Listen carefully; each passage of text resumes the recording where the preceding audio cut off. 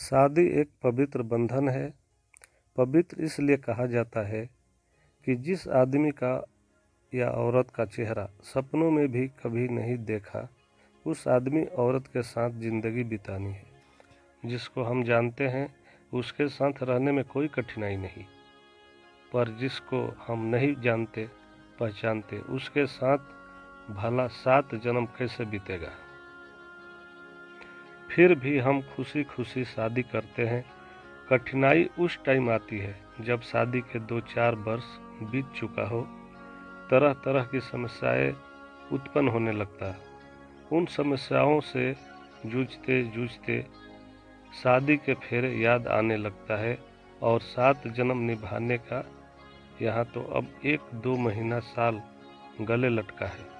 कभी बच्चों के लेकर झगड़ा, कभी दहेज को लेकर, कभी सास को लेकर, हर दिन नया नया समस्या उत्पन्न होती है रहती है। और इस समस्याओं से जूझते जूझते पति पत्नी में मनमुटाव बढ़ने लगता है।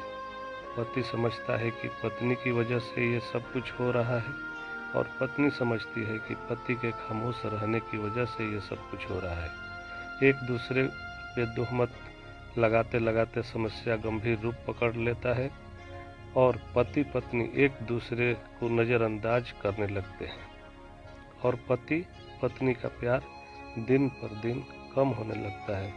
और एक दिन ऐसा मोड़ आता है कि दोनों अलग अलग रहने का फैसला कर लेते हैं और सब कुछ नहस तहस हो जाता है।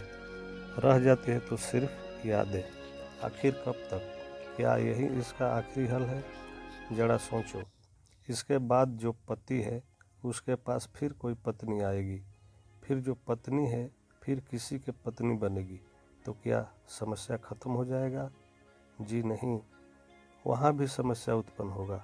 और जो समस्या दूसरी शादी के बाद होती है वो बहुत ही भयानक होती है। और यहाँ पर छोड़ने छाड़ने वाली कहानी नहीं होती, सिर्फ आत्महत्या और कहानी खत्म। क्या ऐसे ही लाइफ का हमने सपना देखा था? हर एक मर्द औरत शादी से पहले सपना देखता है और सोचता है मैं अपनी पत्नी को बहुत प्यार दूंगा, और लड़की सोचती है मैं अपने पति को बहुत प्यार दूंगी। और फिर शादी होने के 2 साल बाद प्यार खत्म। 20 साल जिस प्यार के लिए हम सपने देखते थे, आज वो 2 साल में ख़त्म हो गया। आखिर गलती कहाँ है? किसकी है? क्या हम इसे सुधार नहीं सकते? सुधार सकते हैं और अच्छी लाइफ जी सकते हैं, पर हम कोशिश नहीं करते। क्यों? अहंकार कूट कूट के भरा है हमारे अंदर। हम बड़ा तो हम बड़ा, तो हम क्यों नीचा रहे? औरत को दुनिया में अपनी पति के अलावा दूसरा कोई इंसान इज्जत नहीं दे सकता है जितना कि पति, और आदमी को दुनिया में कोई नहीं समझ सकता है जितना कि एक पत्नी। दुनिया में हर एक ही रिश्ता है जो जिंदगी भर साथ साथ चलता है, मरते दम तक। तो फिर हम इससे मुंह क्यों मोड़ते हैं? हम साथ साथ जीने मरने की कसमें खाई है, तो फिर हमें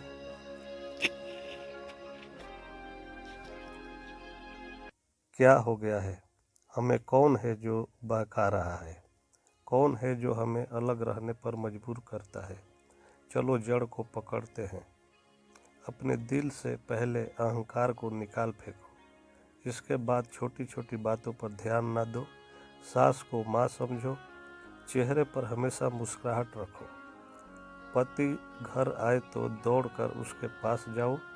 हर एक बात को जो कड़वी हो उसे अनसुनी कर दो, और अगर कड़वा भी बोले तो उसे प्यार से जवाब दो।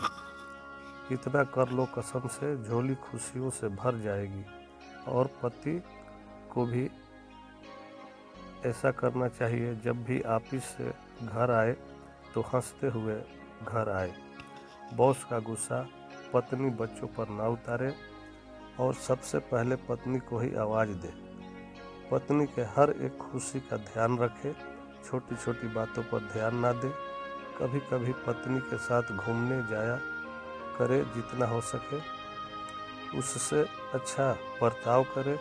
और पत्नी भोली होती है, कभी ऊंची आवाज़ में बोल दे तो ध्यान ना दे। और फिर देखो प्यार का बौछार। कहने का मतलब ये है कि कुछ पाने के लिए कुछ खोना पड़ता है, और ये काम दोनों को करना होगा, फिर जीवन में खुशियाँ ही खुशियाँ है। दुनिया में जीने के लिए पति पत्नी का साथ होना बहुत ज़रूरी है, नहीं तो ज़िंदगी नर्क है। और हर इंसान को खुश रहने का हक है, और ये हक ऊपर वाला ने दिया है, जिसे कोई नहीं छीन सकता, अगर हम सही हैं तो। दोस्तों, आपकी ज़िंदगी खुशियों से भरा रहे, ये मेरा प्रार्थना है। अगर आपके लाइफ में इस तरह की समस्या है तो बताई हुई बातों पर ध्यान दें, और आगे ऐसी कहानी के लिए चैनल को एक लाइक और एक सब्सक्राइब कर दें। धन्यवाद।